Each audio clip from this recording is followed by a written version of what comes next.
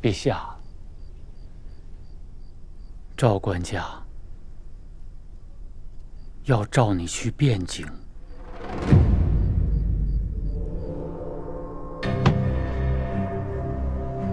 陛下，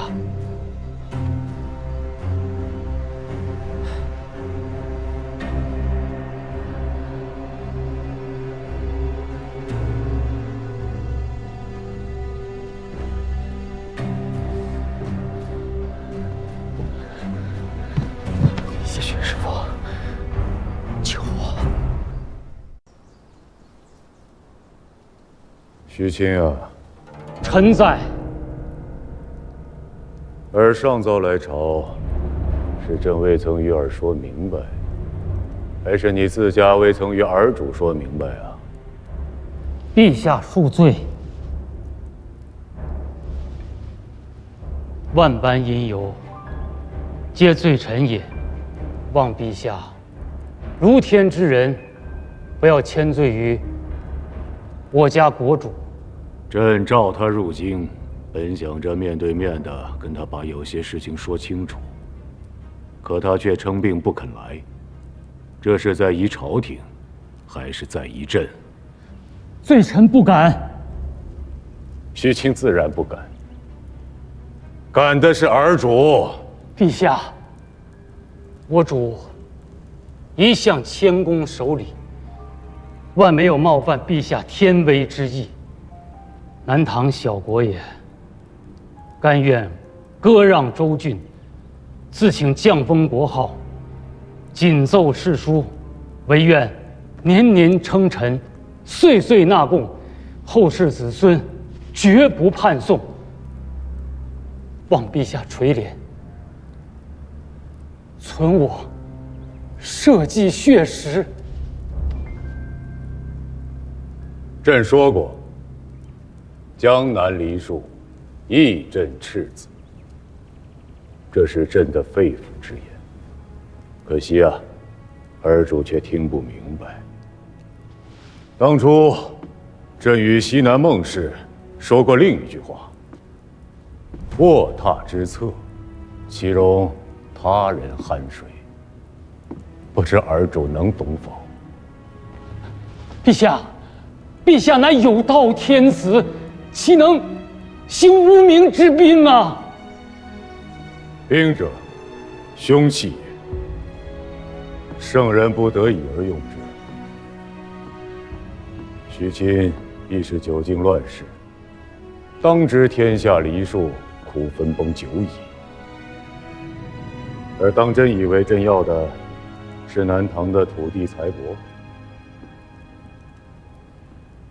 朕要的是天下九州金瓯无缺，朕要的是小户人家的隔夜粮米，朕要的是丰年能垦荒，灾年能赈济的朝廷和官府，是农人能安心耕种，匠人能安心做工，商贾能安心经商，士人能安心学习的世道，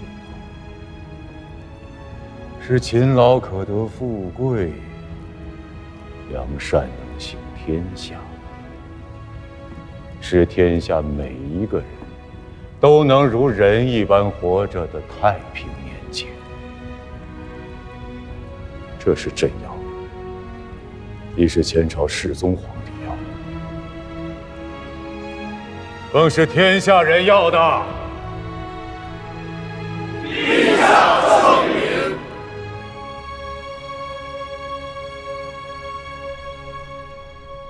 以徐卿之见，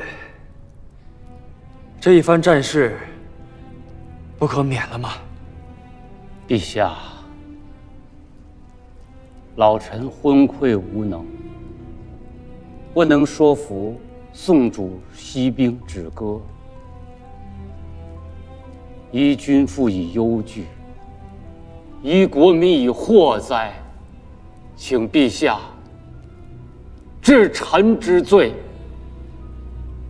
明正典刑。国难当头，老将军倒是睡得踏实。臣上了年岁，人老较多，请陛下恕罪。宋国厉兵秣马，群臣惶然，没有老将军能泰然安睡。可是有什么扶危救难之计？臣有上中下三策，为今之上策，请陛下清理土地、军民、钱粮，造册明白，举30州之地，以归宋国，使宋主兵不血刃，抚定江南。老将军的上策朕明白了，却不知中策、下策又如何？坐以待毙，不如先发制人。龙翔军成军已有2年，宋军水师舰船皆在江陵。臣愿效吕蒙白衣渡江之计，提调龙翔军，溯流而上，乘其不备，一把火将其周阁焚毁于水寨之中。龙翔军乃是国家在长江之上的凭记，失了龙翔军，朝廷便失了长江之险。亡国之危顷刻眼前，朕不能拿着整个国家去冒险，却不知老将军的下策又是什么？下策便是割让江州、洪州等江右诸州，与东南钱氏联吴越以抗赵氏。为何是江右诸州？不应该是润州、常州、苏州吗？割地以联吴越，陛下早就想过。陛下为什么要割让润州和苏州呢？几十年来，两国交兵，反复争夺的便是此3州之地。你来我往多少年，这3个州都已经打残了。朕想着，若是那吴越肯要，索性就便与了他。为什么会几十年来征战不断？因为那是国家东面的屏障。此3州一旦失了，吴越兵船逆流而上，一昼夜便可兵抵江宁城下。届时，宋军在西，与我大军相峙。前王亲提一旅之师从背后偷袭金陵，陛下和城中的宗室公卿顷刻间便要死无葬身之地了。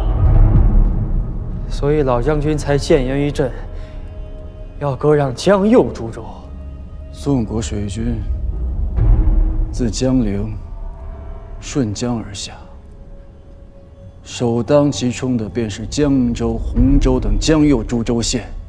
这些州县早就被宋主和宋军视为囊中之物。一旦吴越兵马进驻这些州县，钱氏与宋廷之间必生嫌隙。到那个时候，就是吴越的水军顶在前面，龙翔军和朝廷大军可伺机而动，尽可坐收渔翁之利。退一步时，坐观成败之机。老将军，这才真的是谋国之言。老臣不敢当陛下之谬赞。老将军不要谦虚，朕这便赐老将军以节钺，兼奉化、镇南两军节度使出使吴越，效孙刘之故事，成两国之盟好，奔抗保宋。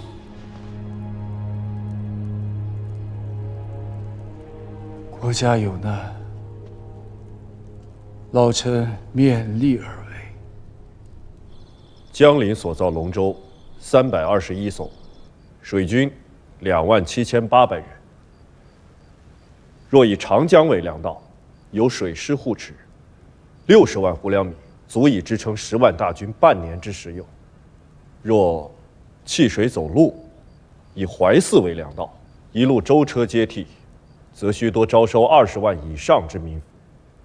每向前方输送1斛粮米，浪费在路上的，则需2到3斛。若要支撑10万大军征战半年，非200万斛良米不可。吴越每岁入贡20万两匹银绢，这些年下来，一共存了多少？陛下，自建隆元年至今，一共145万8千。陛下若以封庄钱购粮，臣意当慎之再慎。须知民间的钱粮是有定数的，粮多则钱贱，钱多则粮价必涨。150万两银绢撒下去，只会逼得富户与粮商借机哄抬粮价，以独得朝廷之惠。于天下而言，粮价便是物价，粮食贵了，万物皆贵，到时候苦的还是贫门小户。不在中原买粮，拟制以曹兵为升州西南面行营招抚制置使，潘美为行营兵马都监，督水陆大军10万，征讨江南，吊民伐罪。诺。陛下，二郎与泽平先生总理大军粮秣，与江陵至水陆都转运使司，发3司存粮60万斛，以备南征之用。60万斛不够。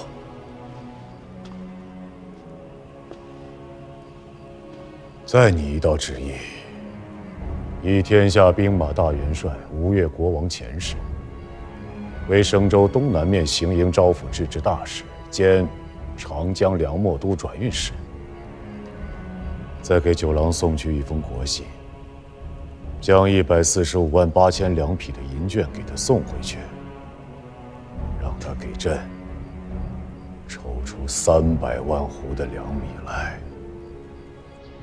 世子恕罪，实在是大王正在与相公和太尉们商议军国大事，颁下了严令，无教命，所有公卿宗室、文武官等皆不得入内。我这个世子不得进，为何大郎兄却得进之？世子恕罪，大郎君如今加了参丞相府事，也是相公。我是大王世子。世子恕罪，王命不可违。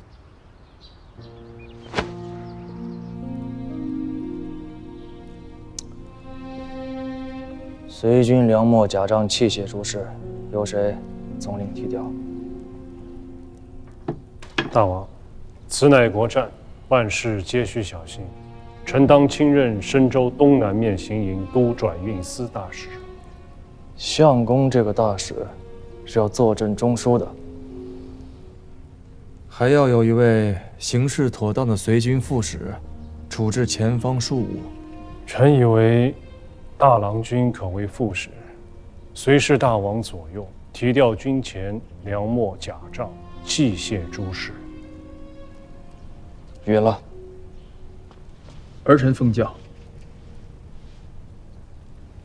大王，臣以为大郎君臣义明锐，有大王救世之风。参与大政以来，处事宜多妥当，宜坐镇西府，行监国之事。至于副都转运使之职，不如让世子历练一番。西府王都有沈兄坐镇，用不着什么老世子监国。以大郎为军前副都转运使，就这么定了。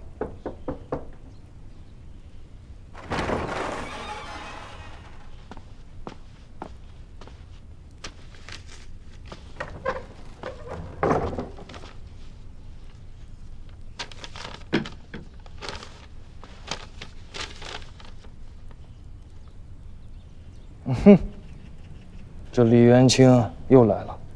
世涉两国邦交，该有的礼遇不可废。大郎提姑去见见他，看看他有什么说法。见机行事，懂？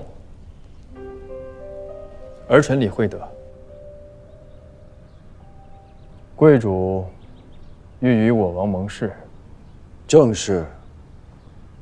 吴越国有定制，前世亦有祖训。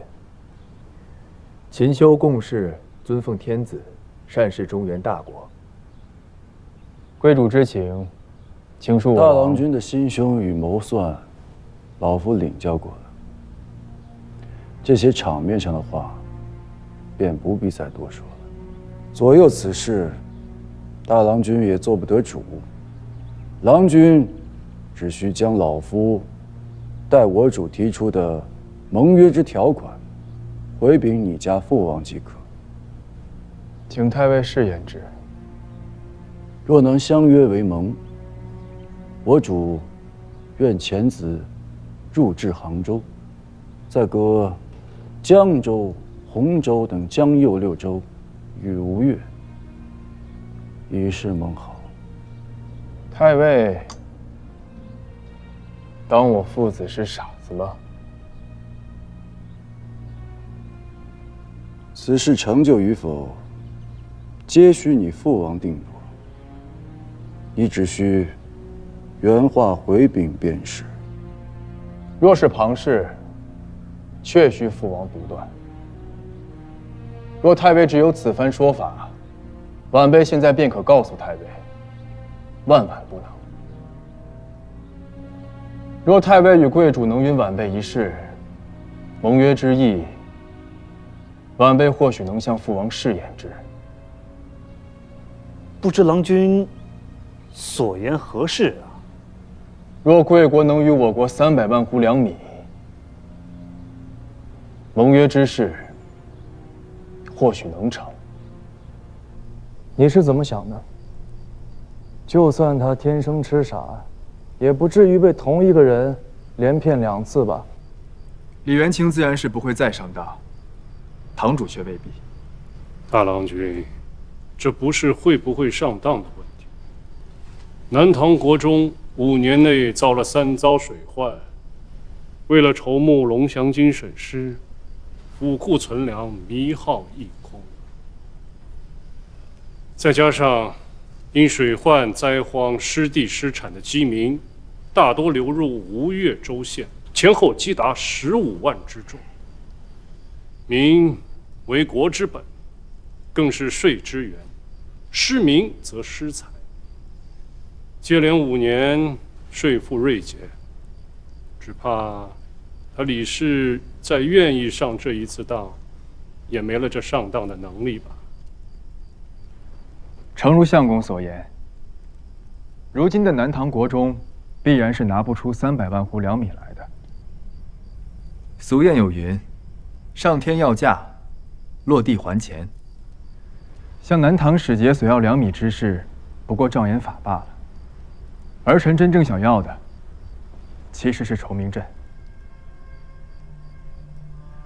崇明镇，名为军镇，然而实际不过只是2处露出水面的沙洲，地处海口，大多数皆为浅滩，四周海路、航道虽宽阔，却过浅，只能行些小舟走葛。大多数稍大些的海船进来，顷刻间那是要触底的。早年黄龙岛和秦淮社划分商路，便是以崇明为界，实在是因为江船行至与海船行至不能互通。崇明以西，只有江船能够通行；崇明以东，只有海船能够通行。崇明，鸡肋之地，吴越要之何用啊？于军事或许无用，却可以用来屯粮。为何要在崇明屯粮？大唐不曾领过兵，若要北上取江东3州，粮道转运是要走陆路，在固郡沙屯粮是将粮道置于敌境之内，既不得用不说，郑彦华的镇海军和杜真的江阴军只需一道偏师顺江而下，便可将崇明岛上的粮食一火焚之。崇明屯粮，为的不是江东3州，对吧？是，父王明鉴。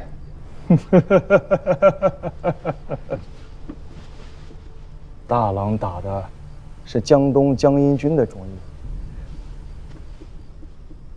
但你能想到李元清那等老江湖未必想不到。你去要，他便肯给吗？儿臣去要，李元清必然是不肯给的。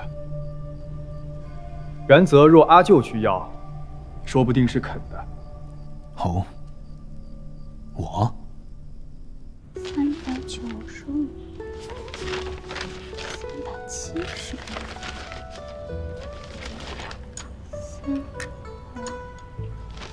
阿娘，对不上呢。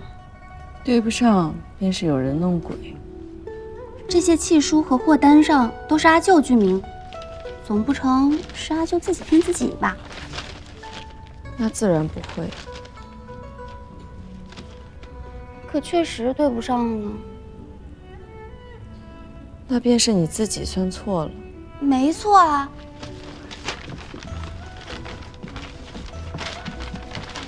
阿娘，你看，契书上约定的总货值是3600名，可货单上依照货物种类、数目和单价算出来的，却是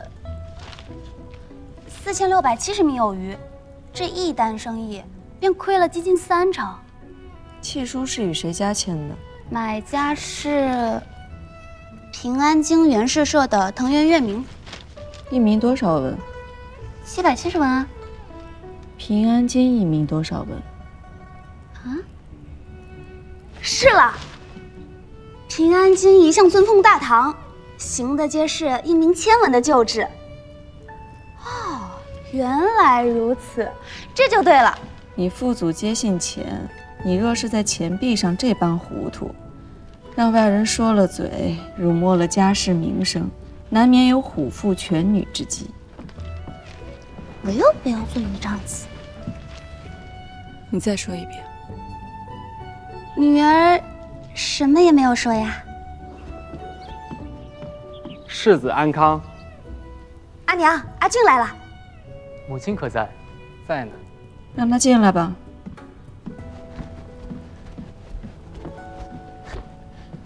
母亲安康。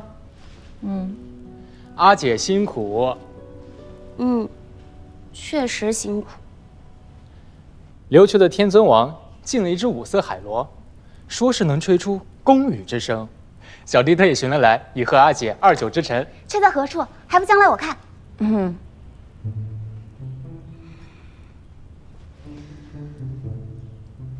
放在一边。你为国家世子，此玩物丧志之举，可一不可再。是，谨遵阿姐面会。乏了，出去走走，松松筋骨。儿子侍奉母亲一步。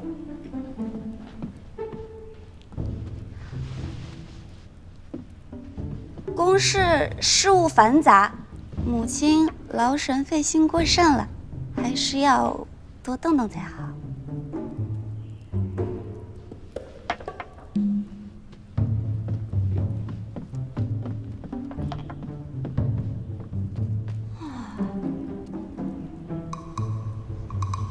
觉着你阿爹偏心了？儿子万万不敢。你是儿子，他是你阿爹，有什么不敢？儿子是吴越世子，一言一行，皆不敢忤逆为敌。你这些场面上的言语，留着跟外间说就是，不必拿回自己家里来讲。你阿爹平日呢，忙着朝事。用在你们兄弟上的心思本身就少，你若有什么想法埋怨，不与他说明白，等着他自己在那儿又猜又想，那要等到什么时候？这般的日子久了，父子之间没有嫌隙的，也要凭空生出嫌隙来。父王弑君，雷霆雨露，儿子拒不敢抱怨。你呀，想差了，也想小了。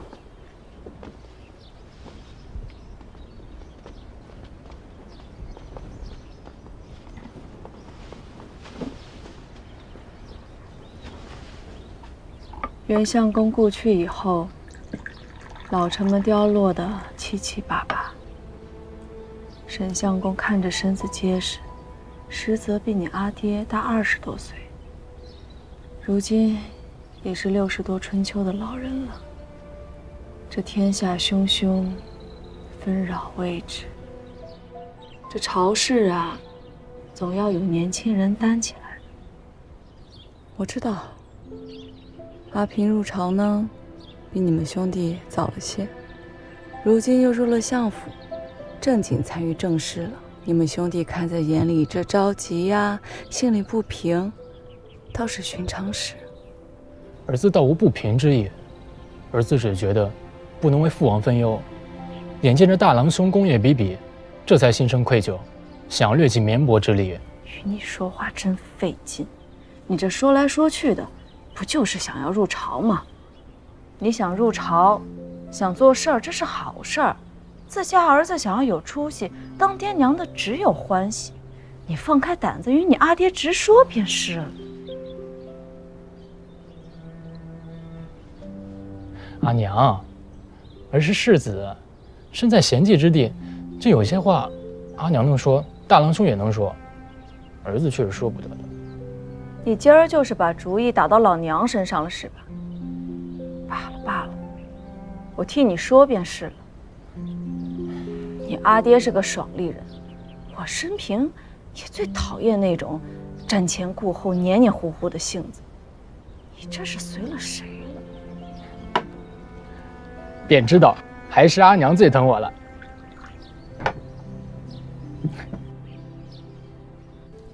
想做事是好事啊，这有何不敢说的？是因为阿平吗？阿平呢是个好孩子，也是个能干的孩子。这朝野上下、宫里宫外都看得明明白白。他是个心中有成算的。你总说他像六哥，那依着我看，他更似当年的你自己。你用他，这上上下下、里里外外都是福气的。那会做事的人当然是要大用，可这不会做事的人，你若是不让他学着做事，那便是过了30-50年，他依旧是个不会。这些话是你想说的，还是阿俊他自己说的？你说呢？自家的儿子，自家心里没个成算呀。我便知道，这些话阿俊他自己讲不出来。知道你还闷着他，怎么说你也是当了小20年阿爹的人。阿俊是个好孩子，我心里都明白。我是想着呀，让他再多长几岁，再沉淀沉淀。上一次他去黄龙岛，偏偏选了龙旗大会时间，整日里跟那个盛家、田家、蒋家，那几个船主厮混在一处，私下里封官许愿，做了许多荒唐事儿。阿佑也在，当时也没把着点儿。不过也是啊，毕竟是亲阿舅和亲外甥，有所偏爱，在所难免。我看他是皮痒了。臣前为郡参见大王。与沈相公见礼。为郡参见相公。臣不敢当世子之礼。沈兄当得起。姑这个儿子，读书的本事平常，也没什么治世才略，只因他生得好，才做了世子。姑毕竟是做父亲的，虽不指望他能成什么大事，但也总盼着他能成器，日后不至于误了国家社稷。韩文公有言：师者，传道、授业、解惑，天地君亲师，伦常之所重。姑今日便将世子托付给相公，以束修之礼，言相公为世子父。文学词章皆在其次，教他些做事的章法、规矩，使其知国事之难，梨树之苦，上下之举。故拳之心，肺腑之意出于赤诚，还望沈兄谅之。臣惶恐。